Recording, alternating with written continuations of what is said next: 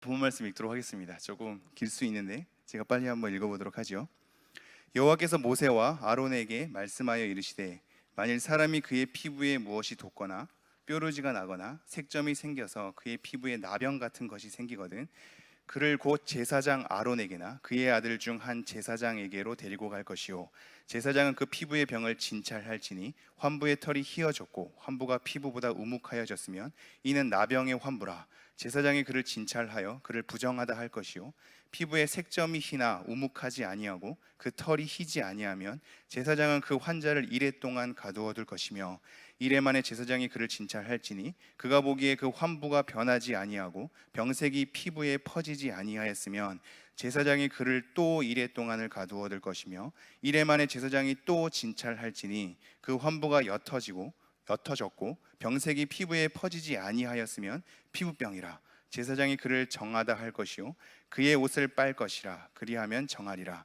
그러나 그가 정결한지를 제사장에게 보인 후에 병이 피부에 퍼지면 제사장에게 다시 보일 것이요 제사장은 진찰할지니 그 병이 피부에 퍼졌으면 그를 부정하다 할지니라. 이는 나병임이니라.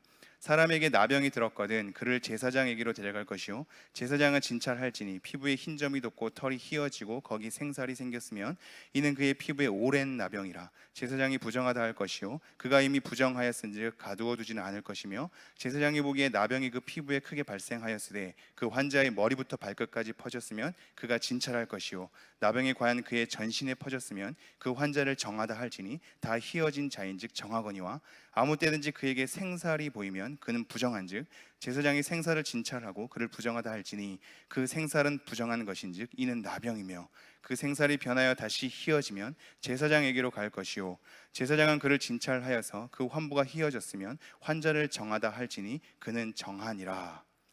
아멘. 레위기 말씀을 읽으면 기분이 괜찮으신지 모르겠습니다. 특히 이렇게 피부에 지금 나병이라고 하는 것은 악성 피부병이거든요. 악성 피부병에 대한 말씀을 읽으면 여러분의 기분이 어떠신지 모르겠습니다. 바로 웃기는 그 송구영 신예배 때 말씀 카드 뽑을 때 레위기에서도 좀 나왔으면 하는 바람은 있습니다. 좋은 것만 취하지 마시고 말씀을 다 취했으면 좋겠는데요. 특별히 레위기의 말씀은 우리가 잘 헤아려야 하겠습니다. 저희 청년들이 90일 성경 통독을 했었죠. 그 중에 통독을 한 주 동안 할 때마다 통독한 그 성경의 말씀을 그 주일 청년부 예배 때 좀 간추려서 하는 시간이 있었습니다. 그래서 레위기는 특별히 많은 청년들이 조금 힘들어하기도 하고 성도님들도 많이 힘들어하기 때문에 이 레위기를 재밌게 볼 수 있는 방법이 있다, 한눈에 들어오게 하는 방법이 있다 라는 그런 굉장한 그 결연한 의지를 가지고 제가 청년부 예배 때 했었죠. 그 다음 주에 청년들 중 한 5명 정도가 보이지 않더라고요. 거기서 질려버린 거죠. 레위기를 재밌게 하려고 세세하게 다룰 것만 오히려 역효과가 났습니다. 한 5명이 보이지 않던데 그만큼 레위기가 쉽지 않은 내용인가 봅니다. 아무리 쉽게 하려고 해도 아무리 좀 중요한 내용으로 간추리려고 해도 우리의 현실에는 많이 와닿지 않는 듯한 느낌이 좀 드나 봅니다. 그러나 레위기를 이렇게 좀 찾아보면 좋습니다.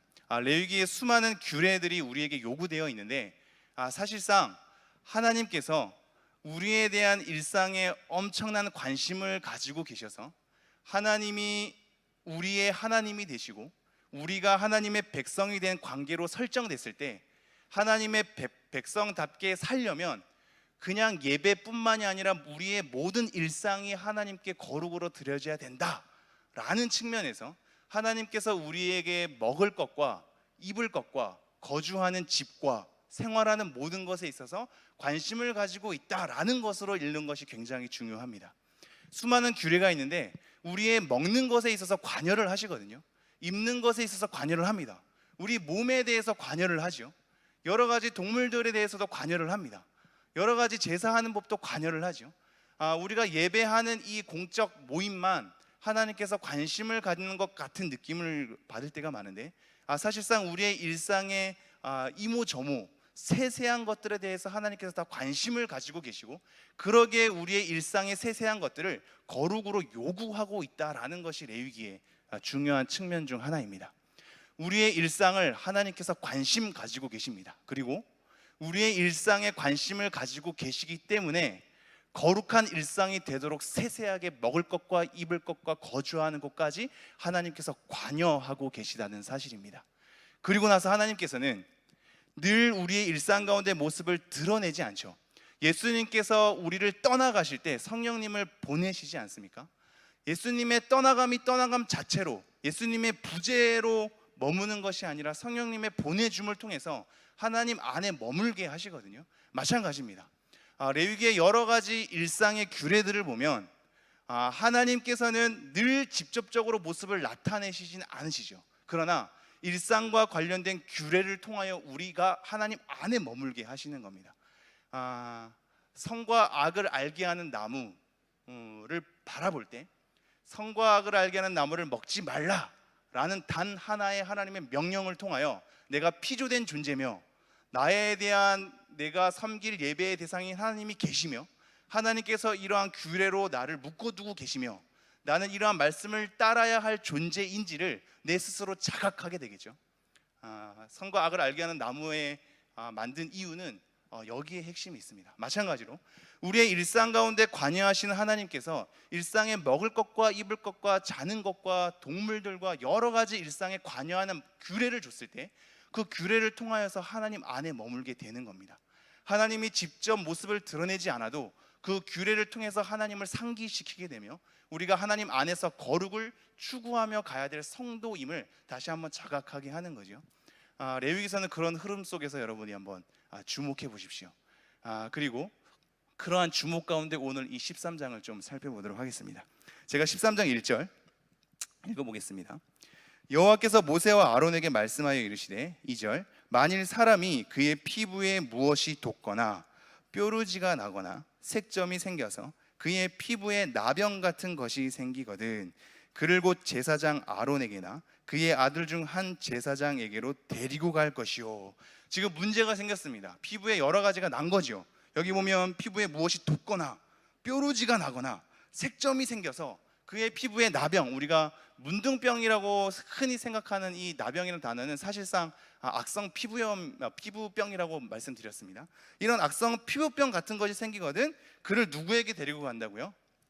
제사장에게 데려가는 겁니다. 그를 제사장 아론에게나 그의 아들 중 한 제사장에게로 데리고 갈 것이요. 서로 우리가 함께하는 지체들 가운데 여러 가지 문제가 생겼거든 그거를 함께 관여하는 관계로 만들어 놓으신 겁니다. 본인 스스로의 몸이고 본인 스스로의 뭐가 난 것에 대해서 본인에게 결정권이 있죠. 내 몸인 거죠. 그럼에도 불구하고 제사장에게 그것을 진찰하도록 몸을 내어 맡기는 관계 속에 하나님께서 이끄시는 겁니다. 서로 진찰해주는 관계, 서로 관여하는 관계, 어떠한 이상에 대해서 어떠한 문제에 대해서 서로 몰두하는 관계, 그래서 같이 이 문제를 해결하는 관계 가운데 하나님의 백성을 엮어 놓으셨다는 거죠. 그래서 3절에 이렇게 돼가죠. 제사장은 그 피부의 병을 진찰할지니 환부의 털이 휘어졌고 환부가 피부보다 우묵하여졌으면 이는 나병의 환부라. 제사장이 그를 진찰하여 그를 부정하다 할 것이요. 제사장이 뭘 하고 있다고요? 진찰하고 있습니다. 제사장이 진찰하고 있습니다. 그 지체의 문제에 관하여 지금 제사장은 관심을 가져야 하며 그것에 대해서 진찰할 의무를 가지고 있습니다. 이러한 구약적 배경이 있기 때문에 사실 예수님도 어떠한 사람을 치유한 다음에 제사장에게 몸을 보일 것을 요구하고 있거든요. 한번 살펴볼까요? 마태복음 8장 4절입니다. 함께 읽어보도록 하죠. 시작. 예수께서 이르시되 삼가 아무에게도 이르지 말고 다만 가서 제사장에게 내 몸을 보이고 모세가 명한 예물을 드려 그들에게 입증하라 하시니라. 모든 병자들을 고칠 때 항상 이런 식으로 구절이 나온 것은 아닙니다.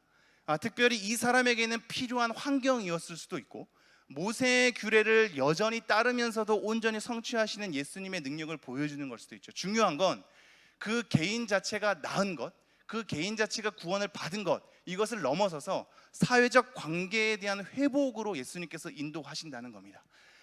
그냥 나았죠. 나으면 되죠. 그 사람이 구원 받으면 되죠. 근데 굳이 그 나음을 제사장에게 가서 몸을 보이라 하고 진찰을 얻게 한 다음에 그들로 하여금 인정을 받게 하죠. 어떠한 확신을 생기게 하죠. 그래서 이 사회에서 격리되었던 내가 몸이 아픈 것도 서러운데 아픈 것 때문에 하나님께 제대로 예배하는 곳에 서 있지 못한 것 또한 서럽고, 그럼에도 불구하고 지체들은 나를 함께 다독여줬으면 좋겠는데 지체들마저도 나를 멀리 떠나보내는 격리된 상황에서 철저한 외로움과 고독의 씨름을 하고 있는 이가 하나님의 예수님의 회복을 통하여서 다시 한번 그 함께하는 관계 속으로 들어갈 수 있도록 제사장에게 몸을 보이고 그것에 대한 확증을 갖게 하는 것으로 예수님께서 인도하시거든요. 예수님께서 이 레위기의 말씀을 아시기 때문이죠. 이 흐름을 알기 때문입니다. 지금 제사장은 그 사람의 환부를 진찰하고 있습니다. 진찰하는 관계인 거죠. 그 사람의 개인의 문제로서 끝나는 것이 아니라 진찰하는 관계로 엮여져 있다는 것을 여러분이 주목하셔야 합니다. 우리가 베드로전서 2장 9절 말씀 볼까요? 베드로전서 2장 9절, 여러분이 잘 아는 말씀인데요. 함께 읽겠습니다. 시작. 그러나 너희는 택하신 족속이요 왕 같은 제사장들이요 거룩한 나라요 그의 소유가 된 백성이니. 이까지만 볼까요?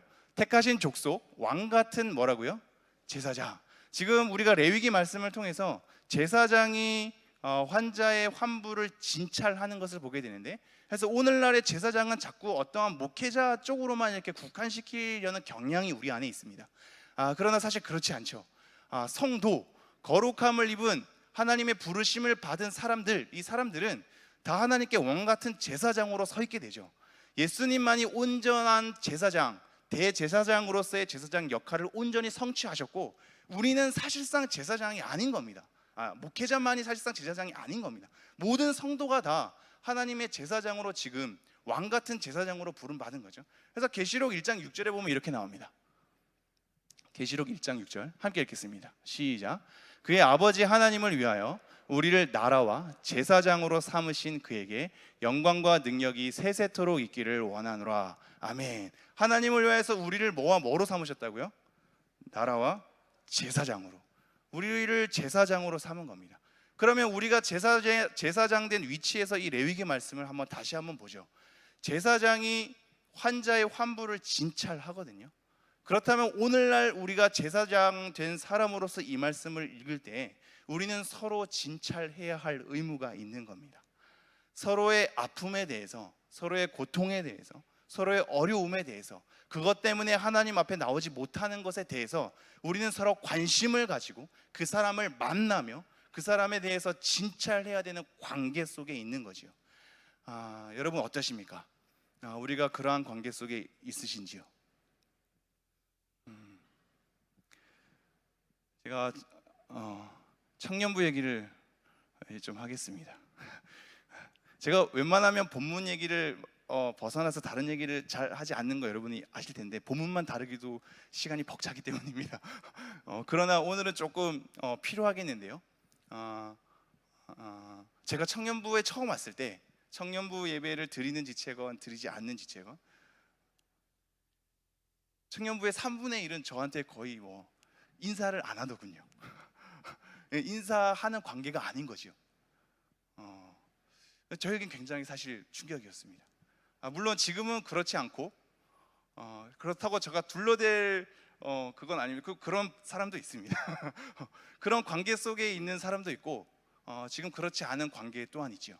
하지만 어떠한 우리가 같이 함께 목회를 하고 같이 서로의 고통을 분담하고 같이 신앙에서 엮여져 가고 하나님 안에서 잘 지어져 가는 관계로 설정이 안 된다는 건 굉장히 사실 허무하죠. 저가 그들에게는 그냥 청년부 예배 때 설교를 담당하는 자쯤밖에 안 되는 겁니다. 이게 얼마나 고독한 것인지 여러분은 모를 겁니다. 서로에게 그런 거죠. 서로에게 이런 관계로 설정되어 있으면, 즉 개인의 삶에 대한 공유 없이, 진찰 없이, 공적 예배에 대한 참여만으로, 어떤 공예배에 대한 담당하는 것만으로 예배가 계속적으로 이어진다면 이 예배는 과연 진정한 예배로 드려질 수 있을까요? 그들의 관계는 진정한 건강한 교회됨을 누릴 수 있을까요? 하나님께서는 처음부터 그러한 관계로 우리를 엮지 않았습니다. 인류의 최초의 관계를 보십시오. 돕는 배필입니다. 서로 돕는, 상호 서로 돕는 관계 속에 있거든요. 가인과 아벨은 무슨 관계죠? 가인이 아벨을 죽여놓고 나중에 나몰라라 할 때 하나님께서 내 아우 아벨이 어디 있느냐라고 하죠. 그때 가인이 뭐라고 얘기하죠? 내가 내 아우 아벨을 지키는 자니까. 뭐가 잘못된 거죠? 지키는 자였던 겁니다. 서로 돕는 관계고 서로 지키는 관계로 인류 처음의 관계가 다 설정되었습니다. 어그러지죠. 그런데 죄 때문에 어그러지죠. 관계가 파괴되죠. 그런 파괴된 관계 가운데 성도로 부르심을 받아서 하나님을 함께 한 마음으로 예배하도록 모인 성도의 관계가, 우리 서로의 관계가 어떠한 어려움과 고통과 어떠한 상처와 아픔에 대해서 함께 진찰하는 관계로서 늘 우리에게 요구되고 있었는데 우리는 그것이 불편하고 귀찮은 거죠. 굳이 관계하기 싫은 거죠. 정상적 돌봄의 관계가 되지 않은 채 교회됨이 이루어지니 서로에 대한 교회됨의 건강함을 누리지 못할 때가 많은 거죠. 지금 우리에게 무엇을 얘기하고 있냐면 진찰하는 관계에 대해서 얘기하고 있습니다. 제사장이 진찰을 하거든요. 우리는 다 제사장 된 자들입니다. 그들의 아픔에 대해서 나몰라라 하지 않고 그들 또한 자기의 개인의 문제에 대해서 벽을 쌓고 혼자 해결하지 않고 서로 열려있는 관계, 서로 엮여지는 관계, 그 가운데 서로 진찰하고 진단해주는 관계 가운데 우리를 초청하고 있거든요. 다시 한번 보죠. 3절. 제사장은 그 피부의 병을 진찰할지니 환부의 털이 희어졌고 환부가 피부보다 우묵하여졌으면 이는 나병의 환부라. 제사장이 그를 진찰하여 그를 부정하다 할 것이요. 레위기서의 부정하다 정하다 단어는 조금의 정리가 필요합니다. 하나님께서 천지를 창조하셔서 모든 동물들, 식물들을 다 창조하셨을 때 이것은 더러워진 것이다 라고 하나님께서 규정하진 않겠죠. 이때 정하다 부정하다는 것은 사실상 구별됨의 이유가 있는 거고, 그러니까 모든 사람들이 다 그렇게 생활하는 그런 상황 가운데, 그런 풍속 가운데 이 그들과 동일한 삶을 요구하지 않고 뭔가 구별된 삶을 요구함으로써 예배에 합당한 어떠한 체계를 구분해 놓은 겁니다. 그 예배에 대해서 정한 것과 부정한 것을 이렇게 구분해 놓은 거지, 이것의 존재 자체가 굉장히 더럽고 추한 것으로 지금 규정하고 있는 건 아닙니다. 하나님께서 만드신 창조물을 하나님께서 더럽다고 규정하기는 어렵겠죠. 풍속 자체인 거고, 그 세상의 풍속을 따르지 않은 구별된 풍속 속에서 예배와 관련된 정함과 부정함으로 우리에게 요구를 하고 있는 거죠. 다시 한번 3절입니다. 제사장은 그 피부의 병을 진찰할지니 환부의 털이 희어졌고 환부가 피부보다 우묵하여졌으면 이는 나병의 환부라. 제사장이 그를 진찰하여 그를 부정하다 할 것이요. 4절 함께 읽도록 하겠습니다. 시작.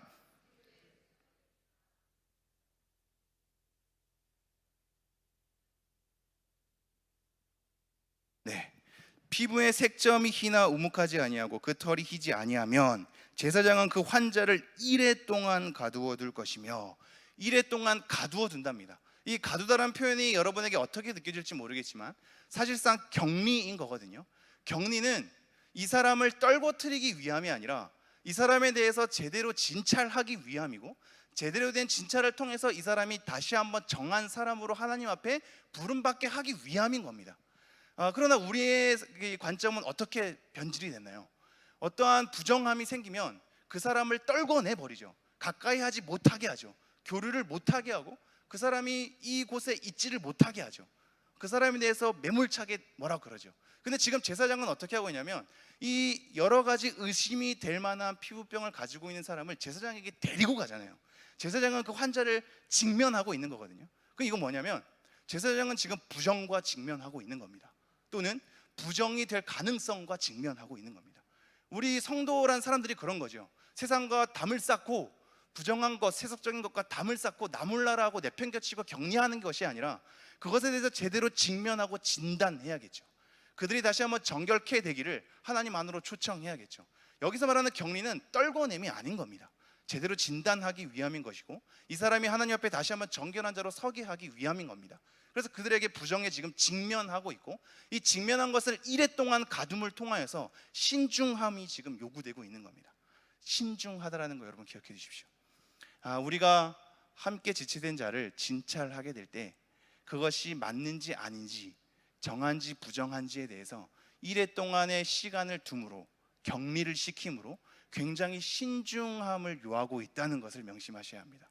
우리의 관계 가운데 서로 관여하게 되어 있고 서로 진찰하는 관계 가운데 엮어져 있는데, 그것을 막 진찰하는 것이 아니고 함부로 진단하는 것이 아니고 함부로 내뱉는 것이 아니고 신중함 속에서 지금 진행되고 있거든요. 이래 동안 가두는 겁니다. 5절 볼까요? 이래 만에 제사장이 그를 진찰할지니 그가 보기에 그 환부가 변하지 아니하고 병색이 피부에 퍼지지 아니하였으면 제사장이 그를 또 이래 동안 가두어 둘 것이며, 또 이래 동안, 지금 신중함에 신중함을 더하고 있는 것이 보이시죠? 그러면서 6절, 이래 만에 제사장이 또 진찰할지니 그 환부가 옅어졌고 병색이 피부에 퍼지지 아니하였으면 피부병이라 제사장이 그를 정하다 할 것이요 그의 옷을 빨 것이라 그리하면 정하리라. 7절, 그러나 그가 정결한지를 제사장에게 보인 후에 병이 피부에 퍼지면 제사장에게 다시 보일 것이요 제사장은 또 그를 진찰할지니 그 병이 피부에 퍼졌으면 그를 부정하다 할지니라. 이는 나병임이니라. 지금 이래 동안 계속 간격을 두고 격리하면서 그들에게 신중하게 진찰을 하죠. 진찰하는 가운데 여러 가지 병이 막 퍼지고 이게 더 심하게 어그러지면 이것은 악성 피부병이라는 진단을 하게 되죠. 그다음 이것은 뭐냐면 지금 제사장 입장에서 이런 겁니다. 이 사람이 악성 피부병이 걸릴 가능성이 엄청 많음에도 불구하고 위험을 무릅쓰고 가는 겁니다. 지금 진찰하는 관계로 성도를 불렀고 부정에 직면하게 했고, 부정에 직면하게 하면서 진찰할 때 굉장한 신중함을 요하고 있고, 그 신중한 가운데 내가 위험이 당할 수 있는 가능성이 있음에도 불구하고 위험을 무릅쓰고 가는 제사장의 걸음들을 여러분 주목해 보십시오. 우리는 누가 눈병만 걸려도 그 사람 가까이에 안 가지 않습니까? 이게 비유가 천박할지 모르겠습니다. 물론 조심해야죠. 여러 가지 전염병이 있어서 우리가 당연히 이 말씀 때문에 전염병인 사람을 굳이 막 안고 괜찮다고 이렇게 할 필요는 없을 겁니다. 이 말씀은 그런 말씀이 아니니까요. 그럼에도 불구하고 우리를 돌이켜 보십시오. 어떤 부정한 사람들에 대해서, 가까이 하고 싶지 않은 사람들에 대해서, 어떤 죄를 지은 사람들에 대해서 우리는 그들에 대한 격리가 아니라 외면, 가까이 가고 싶지 않음, 교류하고 싶지 않음, 저 성도의 어떤 아픔과 고통 가운데 관여하고 싶지 않음, 서로 진찰하는 관계로 서고 싶지 않음 속에 우리의 개인의 신앙만 간추리고 있진 않으신지요? 우리가 오늘 이 말씀을 통해서 조금 우리 안을 돌이켜 봐야 하겠습니다. 계속해서 읽겠습니다. 9절, 사람에게 나병이 들었거든 그를 제사장에게 데려갈 것이요 제사장은 진찰할지니 피부에 흰 점이 돋고 털이 휘어지고 거기 생살이 생겼으면 이는 그의 피부에 오랜 나병이라 제사장이 부정하다 할 것이요 그가 이미 부정하였은즉 가두어 두지는 않을 것이며 제사장이 보기에 나병이 그 피부에 크게 발생하였을 때 그 환자의 머리부터 발끝까지 퍼졌으면 그가 진찰할 것이요 나병이 과연 그의 전신에 퍼졌으면 그 환자를 정하다 할지니 다 휘어진 자인즉 정하거니와 아무 때든지 그에게 생살이 보이면 그는 부정한즉 제사장이 생살을 진찰하고 그를 부정하다 할지니 그 생살은 부정한 것인즉 이는 나병이며 그 생살이 변하여 다시 휘어지면 제사장에게로 갈 것이요 제사장은 그를 진찰해서 그 환부가 휘어졌으면 환자를 정하다 할지니 그는 정하니라. 간단하게 얘기해서 동일한 패턴입니다. 어떠한 난육, 이 생살이 어그러진 살이 돋아나면 나병의 어떠한 증상이기 때문에 그 사람이 이 악성 피부병임을 진단하게 되고 이후에 휘어지면 다시 한번 정한 사람으로 진단하게 되고 그렇게 휘어진 사람이 다시 또한 악성 피부병이 돋게 될 때 다시 부정하다고 진단하게 되는 그 사람의 삶의 변화에 따라 제사장이 그들과 관계하고 진찰하는 관계로서 그들과 계속적으로 함께하고 있다는 것을 우리는 지금 명심해야 됩니다. 진찰하는 관계 속에 엮여져 있는 겁니다. 오늘의 말씀의 핵심은 사실상 이겁니다. 우리는 과연 진찰하는 관계 속에 있는가? 우리는 서로의 삶의 고통과 어려움과 아픔 속에 서로 진찰해주는 관계 속에 있는가? 더 나아가서는 그냥 그 개인의 진찰 그 진찰 그 하나만이 아니라 그 개인의 일상 전체에 대한 관심이 있는가로 우리의 시각을 더 넓혀야 합니다. 왜 그러냐면 아까 처음에 얘기했듯이 지금은 피부병과 관련된 거지만 사실상 이 앞부분을 보십시오. 1장부터 5장까지 5가지 제사가 나오지 않습니까?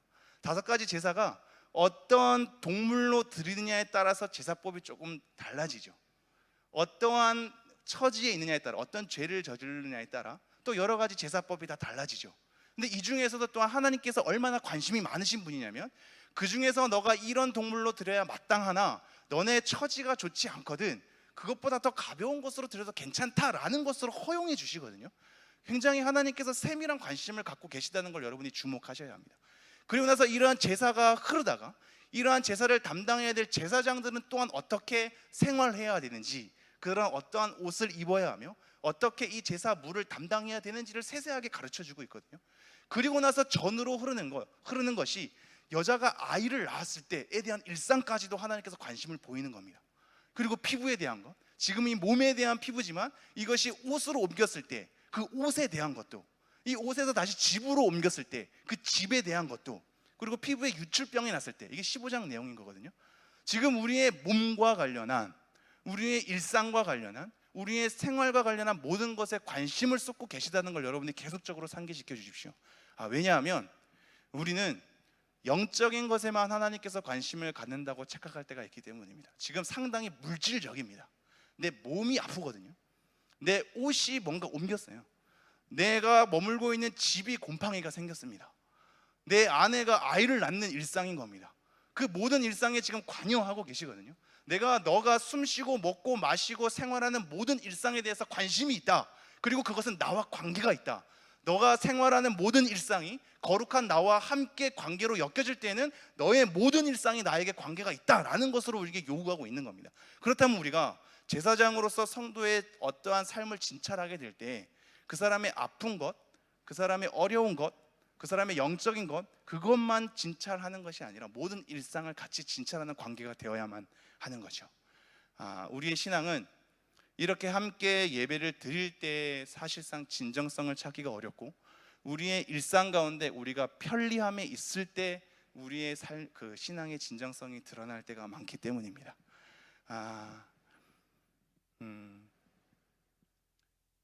여러분이 얼마나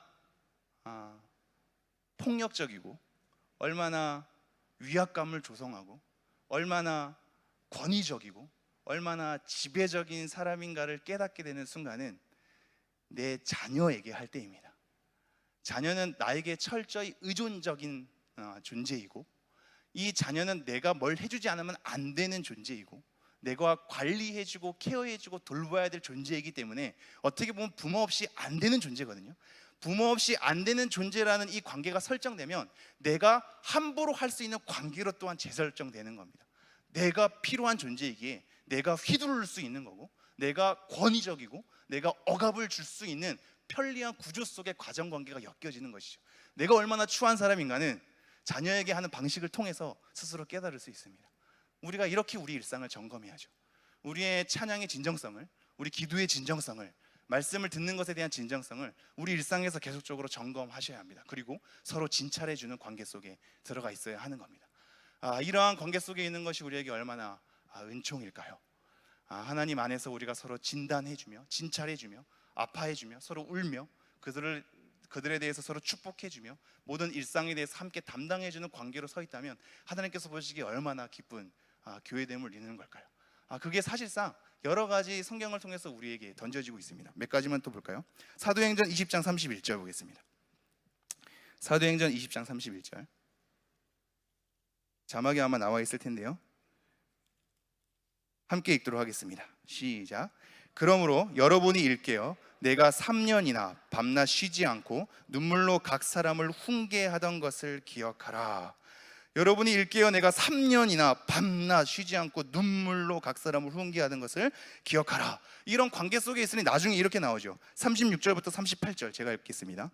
이 말을 한 후 무릎을 꿇고 그 모든 사람들과 함께 기도하니 다 크게 울며 바울의 목을 안고 입을 맞추고 다시 그 얼굴을 보지 못하리라 한 말로 말미암아 더욱 근심하고 배에까지 그를 전송하니라. 함께 기도하면서 울고 목을 부여안고 막 입 맞추고 이거 다시 못 볼 것에 대해서 엄청나게 근심하고 울면서 이렇게 배웅하는 겁니다. 3년 동안 눈물로 훈계하는 관계 속에 있기 때문에 이러한 현상이 나오는 거 아니겠습니까? 또 다른 말씀 볼까요? 고린도전서 4장 15절. 고린도전서 4장 15절입니다. 함께 읽도록 하겠습니다. 시작. 그리스도 안에서 일만 스승이 있으되 아버지는 많지 아니하니 그리스도 예수 안에서 내가 복음으로써 너희를 낳았음이라. 그냥 스승, 누구나 할 수 있는 일만 스승이 아니라 아버지로서 얘기하면서 예수 안에서 내가 복음으로써 너희를 낳았다라고 얘기를 하고 있거든요. 이게 지금 어떠한 목회자와 성도의 관계로만 설정이 되는 게 아니라 지금 성도됨 다에 해당되는 겁니다. 우리가 서로 복음으로써 낳는 관계, 그냥 서로 가르치는 것만으로 끝나는 것이 아니라 복음으로써 함께 부둥켜 알면서 10달 동안의 그 여러 가지 몸의 무거움을 견딘 채 해산의 고통에 이르러서 그것에 낳은 것에 대한 기쁨과 감격과 이것을 공유하는 상태로서 지금 관계를 설정하고 있거든요. 또 다른 말씀 볼까요? 고린도후서 7장 2절입니다. 좀 긴데요, 제가 한번 좀 빨리 읽겠습니다. 2절부터 13절. 마음으로 우리를 영접하라. 우리는 아무에게도 불의를 행하지 않고 아무에게도 해롭게 하지 않고 아무에게도 속여 빼앗은 일이 없노라. 내가 이 말을 하는 것은 너희를 정죄하려고 하는 것이 아니라 내가 이전에 말하였거니와 너희가 우리 마음에 있어 함께 죽고 함께 살게 하고자 함이라. 우리 마음에 있어 함께 죽고 함께 산답니다. 나는 너희를 향하여 담대한 것도 많고 너희를 위하여 자랑하는 것도 많으니 내가 우리의 모든 환난 가운데서도 위로가 가득하고 기쁨이 넘치는도다. 우리가 마게도냐에 이르렀을 때에도 우리 육체가 편하지 못하였고 사방으로 환난을 당하여 밖으로는 다투며 안으로는 두려움이었노라. 그러나 낙심한 자들을 위로하시는 하나님이 디도가 오므로 우리를 위로하셨으니. 누가 오므로 우리를 위로했다고요? 이게 굉장히 의미가 있거든요. 하나님 저를 언제 위로하셨습니까? 하나님의 사람을 보냄을 통해서 위로하시는 거거든요. 하나님의 위로가 하나님이 직접 드러나서 오게 되는 위로와 예수 그리스도의 사건을 통해서 우리에게 주시는 위로도 있지만 하나님의 사람을 보내서 하나님의 위로를 대신하게 하는 위로도 있는 거거든요. 디도가 오므로 위로를 지금 받는 겁니다. 7절. 그가 온 것뿐이 아니요 오직 그가 너희에게서 받은 그 위로로 위로하고 너희의 사모함과 애통함과 나를 위하여 열심히 있는 것을 우리에게 보고함으로 나를 더욱 기쁘게 하였느니라. 그러므로 내가 편지로 너희를 근심하게 한 것을 후회하였으나 지금은 후회하지 아니함은 그 편지가 너희로 잠시만 근심하게 한 줄 알미라. 내가 지금 기뻐함은 너희로 근심하게 한 까닭이 아니요 도리어 너희가 근심함으로 회개함에 이른 까닭이라. 너희가 하나님의 뜻대로 근심하게 된 것은 우리에게서 아무 해도 받지 않게 하려 함이라. 하나님의 뜻대로 하는 근심은 후회할 것이 없는 구원에 이르게 하는 회개를 이루는 것이요 세상 근심은 사망을 이루는 것이니라. 그냥 돌보는 관계가, 진찰하는 관계가 좋아 하면서 다 허용해주는 관계만은 아닌 거죠. 어떠한 근심을 주는 어떠한 목회적 겉면이 있는 겁니다. 그게 그 사람들로 하여금 근심을 만들죠. 그러나 하나님께서 주시는 하나님의 뜻대로 하는 근심은 그 사람들로 하여금 하나님 앞에 잘 서게 하기 위해서 회개하는 근심으로 작용이 된다고 얘기를 하고 있습니다. 그러면서 이제 이렇게 작용하죠. 11절. 보라, 하나님의 뜻대로 하게 되니 근심이 너희로 얼마나 간절하게 하며 얼마나 변증하게 하며 얼마나 분하게 하며 얼마나 두렵게 하며 얼마나 사모하게 하며 얼마나 열심 있게 하며 얼마나 벌하게 하였는가. 너희가 그 일에 대하여 일체 너희 자신의 깨끗함을 나타내었느니라. 그런즉 내가 너희에게 쓴 것은 그 불의를 행한 자를 위한 것도 아니요 그 불의를 당한 자를 위한 것도 아니요 오직 우리를 위한 너희의 간절함이 하나님 앞에서 너희에게 나타내게 하려 함이로라. 이로 말미암아 우리가 위로를 받았고 우리가 받은 위로 위에 디도의 기쁨으로 우리가 더욱 많이 기뻐함은 그의 마음이 너희 무리로 말미암아 안심함을 얻었음이라. 마지막으로 1장 14절 볼까요? 지금 이러한 배경 속에서 1장 14절이 이렇게 줄이고 있습니다. 제가 읽을게요. 너희가 우리를 부분적으로 알았으나 우리 주 예수의 날에는 너희가 우리의 자랑이 되고 우리가 너희의 자랑이 되는 그것이라. 이게 엄청난 말이거든요. 하나님 앞에 나중에 섰을 때 하나님, 내가 얼마나 많은 헌신과 봉사를 통해서 내가 얼마나 많은 그런 보상과 상급이 기다리고 있습니까? 하나님, 저는 얼마나 많이 열심히 해서 하나님을 기쁘게 했나요? 라는 것이 아니라 지금 하나님 앞에 섰을 때 너희가 우리의 자랑이고 우리가 너희의 자랑이다 라는 관계 속에 있는 거거든요. 내가 이 사람과 함께 끝까지 버텼습니다. 이 사람이 아파했을 때 같이 아파했고 기뻐했을 때 같이 기뻐하면서 기도하는 관계로, 이 사람을 진찰하는 관계로, 이 사람이 때로는 하나님 앞에서 벗어났을 때 당장의 근심은 줄 수 있지만 하나님이 주시는 회개 가운데 이끌어주는 하나님의 뜻대로 하는 근심을 통하여 우리가 서로 하나님 앞에 열심히 서도록 하는 관계 속에 우리가 엮여져 있습니다. 이것을 감격적으로 표현하는 거거든요. 너희가 우리의 자랑이요 우리가 너희의 자랑이다. 우리가 내세울 게 뭐가 있을까요? 자랑할 게 뭐가 있을까요? 우리가 가지고 있는 상급, 보상, 이것을 남들에게 뭔가 과시할까요? 아니지 않습니까? 우리의 자랑은 우리가 함께하는 이 지체됨입니다. 교회됨 가운데 있는 겁니다. 이러한 관계로 설정되지 않은 채 신앙생활을 하는 교회됨은 얼마나 건조할까요? 그렇죠? 우리의 관계에 대해서, 관계 안에 누리는 하나님의 은총에 대해서, 관계 속에서 하나님의 대신하는 사람으로서 보내주는 위로에 대해서 전혀 경험하지 못한 채 개인의 신앙만 급급하고 개인의 상황만 추스리기에 급급한 신앙으로 갈 가능성이 많진 않겠는지요. 우리가 일상을 서로 공유하지 않은 채 그냥 보이는 모습 가운데서만 관계한다면, 그것도 적정한 거리를 유지한 채 그렇게 관계한다면, 우리는 정상적인 하나님의 사람으로서의 서로의 돌봄과 건강한 교회됨을 과연 유지할 수 있겠는지요. 사실상 이러한 관계의 지속은 우리의 말씀, 우리가 같이 공유한 말씀마저 증발하게 하는 것을 여러분이 명심하셔야 합니다. 우리가 공유한 말씀이 관계가 상실되면 증발할 수 있는 거거든요. 이걸 여러분 잘 묵상해 주십시오. 사실상 하나님의 말씀 자체로만 우리가 엎드려야 하는데 꼭 그렇진 않거든요. 그 사람의 어떠함 때문에 말씀에 걸림이 있을 수밖에 없는 게 우리의 관계인 겁니다. 하나님만 바라보고 교회 나온다고요? 여러분 그렇지 않습니다. 하나님만 바라보고 교회 나온다면 다른 교회 가도 되죠. 근데 우리가 이 교회 가운데 엮여져 있는 건 우리가 함께 찬양교회로서 함께 교회됨을 누리는 관계 가운데 있기 때문입니다. 하나님을 섬기되 이 사람과 같이 섬기는 거죠. 이러한 관계 속에 우리가 있는 겁니다. 그러한 관계를 정상적으로 누리지 않으면 우리는 서로에 대한 건강함을 잃을 뿐더러 우리가 함께 공유한 메시지마저 증발할 수 있음을 우리가 자각하셔야 합니다. 우리의 삶에 서로의 연약함을 챙겨주고 서로의 아픔을 진찰해주고 서로의 일상을 점검해주는 그러한 관계 가운데 우리가 하나님이 주시는 위로와 은총을 느끼는 그런 교회가 되었으면 좋겠습니다. 기도하겠습니다.